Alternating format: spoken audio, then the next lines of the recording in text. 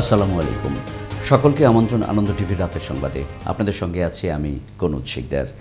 ফেনীর রামপুরে দত্তক নেয়া ৯ বছরের শিশু নাজনীন আক্তারকে পিটিয়ে আহত করে ফেলে দেয় পালক পিতামাতা।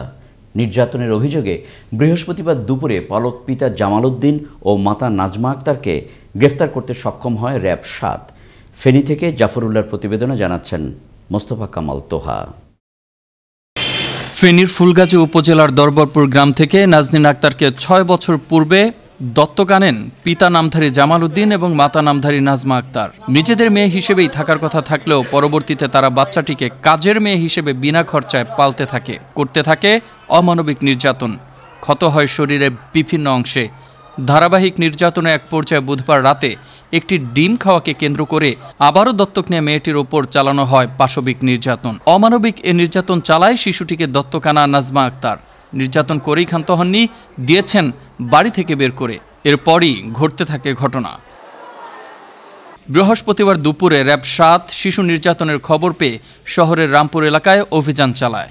উদ্ধার করা হয় শিশুটিকে। পরে ভর্তি করা হয় ফেনী ২৫০ শয্যা বিশিষ্ট জেনারেল হাসপাতালে। শিশু নাজনীনকে উদ্ধারকারী প্রতিবেশীরা জানান, থালায় রাখছে বাইরে, এটা আর কি শুনছি। তারপরে আসি দেখলাম যে হ্যাঁ ঠিকই। আমরা চাই এটা সুস্থ বিচারক, আর আমরা শাস্তি দাবি করতেছি। রক্ত বাইরে হয়েছে, আমি এগুলো মরছি। মোছার পরে কিছু খাই না, সারা রাত কোথায় ছিল জিজ্ঞেস করছি। আমি সিঁড়ির নিচে ছিলাম, আমি এখন কি করবো, আমার গানটি বাঁচান। এই ব্যাপারে র্যাব ৭ ফেনী ক্যাম্পের ভারপ্রাপ্ত অধিনায়ক মোহাম্মদ নুরুজ্জামান বলেন, মারধরের পর্যায়ে এমন মুমূর্ষ অবস্থায় দাঁড়ায় যে এটাকে রুমে রাখা যাচ্ছিল না, তারা রাস্তায় ফেলে রেখে দেয়। অভিযুক্ত ২ জন, তাদেরকে আমরা গ্রেপ্তার করতে সক্ষম হই। দেশের প্রতিটি জেলায় একটি করে নারী ও শিশু নির্যাতন দমন ট্রাইব্যুনাল রয়েছে। এ সত্ত্বেও শিশু নির্যাতনের ঘটনা কতটা অমানবিক হলে ঘটানো যায় তা কল্পনাতীত। এমন নির্যাতন কারোই কাম্য নয়। এ ঘটনা উপযুক্ত বিচার চান ফেনী সহ সর্বস্তরের সচেতন মহল। Mostafa Kamal Toha, Ananda TV, national desk.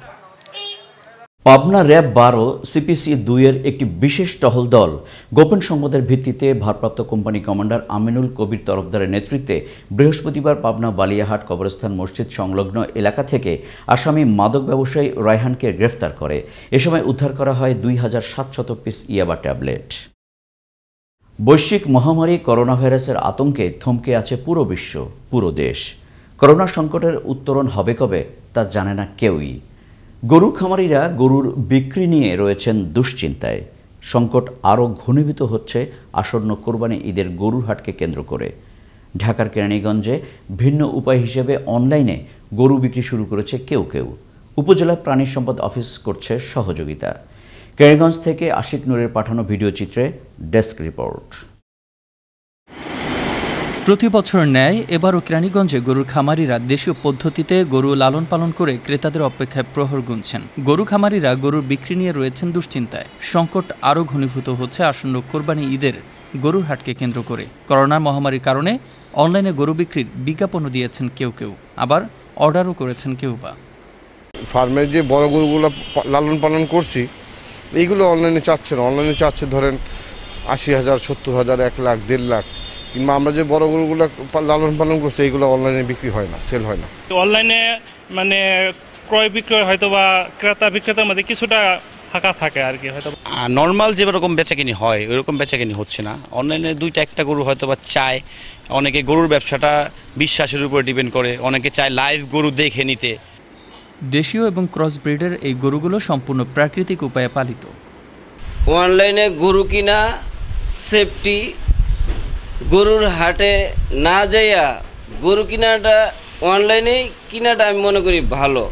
এ বিষয়ে কেরানীগঞ্জ উপজেলা প্রাণী সম্পদ কর্মকর্তা ডাক্তার মোহাম্মদ জহিরুল ইসলাম বলেন, সরাসরি হাটে না গিয়ে যতদূর সম্ভব অনলাইনের মাধ্যমে কেনাকাটা করলে জিনিসটার মানে নিরাপদ থাকা যাবে। অনলাইনে গরু বিক্রির চেয়ে খামারে গিয়ে গরু ক্রয় বিক্রয় করার প্রতি আস্থা বেশি কেরানীগঞ্জের ক্রেতা বিক্রেতাদের মাঝে।